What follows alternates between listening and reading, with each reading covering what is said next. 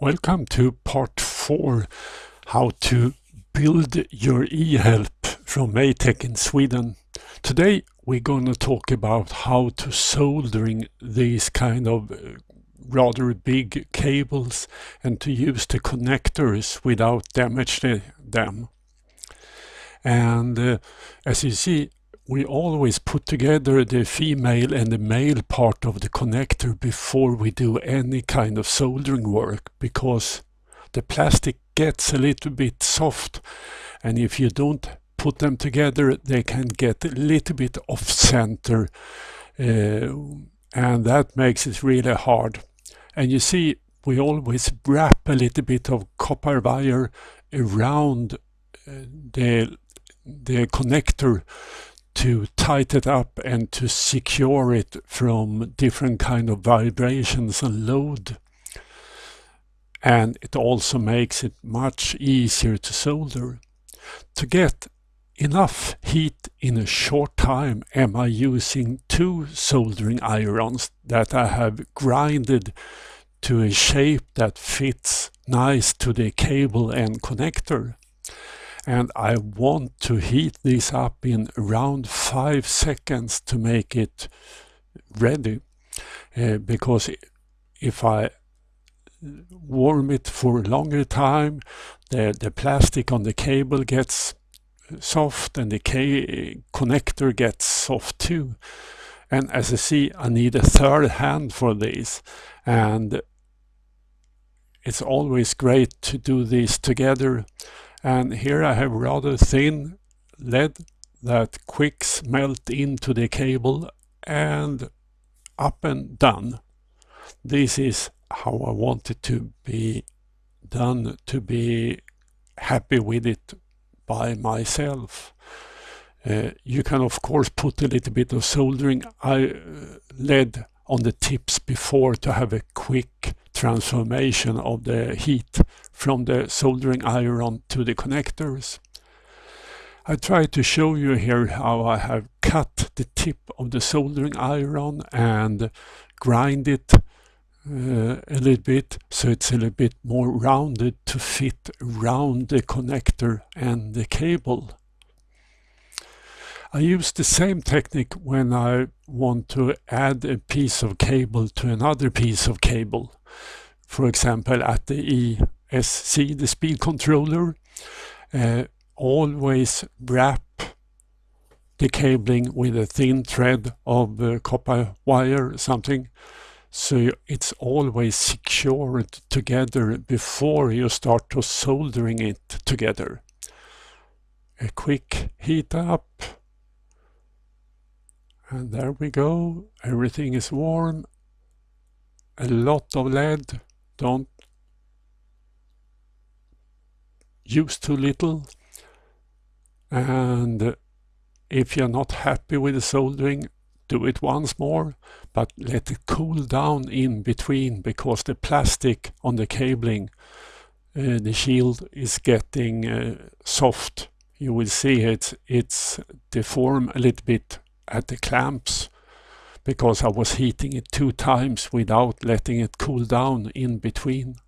And now it's just the wrap, you cut it off, of course, the piece that are not in use. But you need pretty much soldering iron. As you see, I have the thin version here, and I have wrapped it around itself to get it to melt in pretty quick in a good volume inside the cabling. Practice before it's time to do it on your e-help, like this on a short piece of wire. When we do the bullet connectors and the main switch connector, we just use a piece of wood like this, drill a hole inside it so you can use that as a mount for the bullet connectors. Sorry about the bad video here, but you see the technique is the same. Let it be hot and fill the connector with lead, and don't move it before it's cold. occupation, and there you have a good soldering. And then you just have to wrap these with a shrink tube. When you do the main connectors, always remember to put on the back part of the connector on the cable too before you're soldering it. I have been there, done that in the wrong way sometimes, and I have to re-solder it, take it apart. And like this, use enough soldering lead. The same with the main switch connector. Use a screw or something to mount it in the wood block, and soldering these the same way.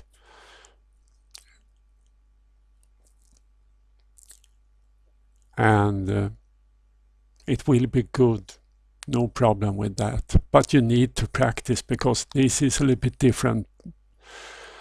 And now we have maybe the most stressful part, but it's the same when you should glue on a new connector on the battery wires.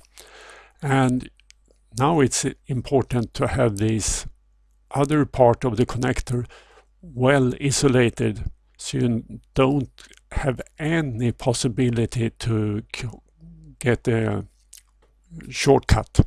Don't use gas burner or something like that. You see, I have done that and melt the plastic. Only soldering iron.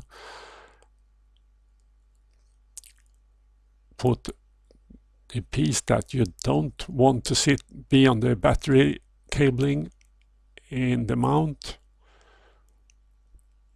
And if you don't have this kind of mount, use 2 wood blocks with some screws or something, so it's absolutely sure that you don't shortcut it in any way, because you have power on it. And just solder one cable a time. So one is off, you solder one, you isolate that in all the ways you want and can be thinking of. It's so easy to get the soldering iron a little bit wrong and you have a shortcut, so make sure that you really think before you do this. And of course put on the second part of the connector on the wires too before you start to do this work. But it's no problem, because you have practiced before. This is how I do these 2 parts that I used to take off the power from the battery if I go out flying and don't use all the power, or if I don't have the opportunity to fly after I have charged the batteries. We want the battery cell to be around 3.8 voltage when we store these for a longer time. So if you go out and fly, I think the next day or the day after, okay, you don't have to do this. But if you will fly for 1 week or something, you should absolutely do this to recharge the battery down to 3.8 volt for each cell. It takes some hours, but it's worth it. And the charger I use, it's a little bit old style, but you know, you need at least one charger that can handle 7S. And this means that we charge normally with around 7 amps. And you also need a power supply for that if you don't buy a charger with built-in power supply. Of course, you can charge with a charger from your 12-volt car battery or something, but this is the simple and good way to do it. Charge it back home before you go out on the field, and make sure you have good chargers. Like in e-bikes or kick bikes with electric motor, the sensitive part is the charger. If something goes wrong with the charger, you can have a fire in the battery charging process and the battery start to fire. That's the I would say the common way that you start a fire with these kind of batteries. So make sure you have a quality charger and always have a look at it when you're charging in. So don't leave it overnight, or don't go away too far away or something. You can have a fire alarm, of course, to it, connected to it in some way too, or a heat protection or something. But use quality products, and this is not the problem. A lot of people think, okay, this kind of battery can start to fire when you fly. No, I will say that will not happen when they can be any kind of problem. It's when you do this charging. So you must make sure that you have set up the charger in the right way. If you balance charge, or if you quick charge or normal charge, it doesn't matter for normal use, but every third or fifth charge, use this kind of balance charge setting, so you get all the cells in the battery pack in the same level, more or less, and it will give you a longer lifetime of the battery.